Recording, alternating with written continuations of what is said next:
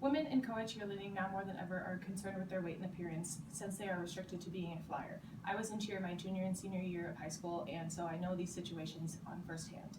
I think that not having co-ed cheerleading could not only create a more interesting and complex feel for the student body in sports games, but I feel like insecurities will be decreased by women who are flyers as well.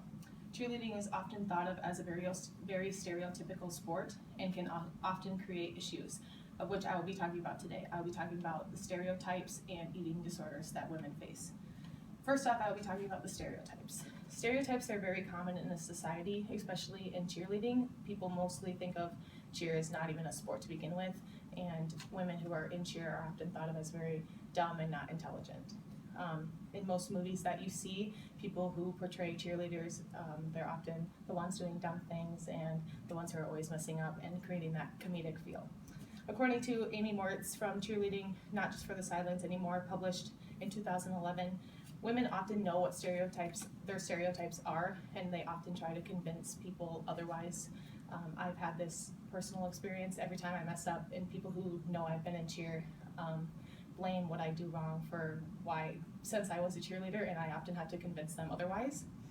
Another thing that women face are gender stereotypes. So Amy Moritz also explained that women were not always the face of cheerleading, which I found very interesting, that since most universities were male back then, a lot of male cheerleaders were the ones doing all of the stuff, and so I think that was very uncommon because now cheerleading is such a very girly sport. And she also states that women who are doing more masculine sports such as soccer or softball, they often have to try to convince people that they are girly. Next, I'll be talking about eating disorders that are often faced with flyers.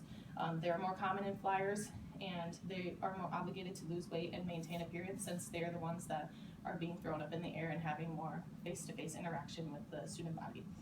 Ron Thompson from The Last Word Cheerleader Weight Standards, published in 2010, stated that 70% of this pressure comes from coaches and them telling cheerleaders to lose weight. This can create an issue since women are often the ones beating themselves down, and then having another person and a coach telling them that as well can create multiple issues. One of these of which can be bulimia. Ron also stated in this article that the usual age for bulimia is ages 16 to 19, which is very critical during the physical and mental growth for that age. And this can majorly affect adolescents who are starting cheer. My sister is about to turn 13 next week, and if she wants to be in cheer, she has to start dealing with that stereotypical sense and start having more people judge her for the way that she looks.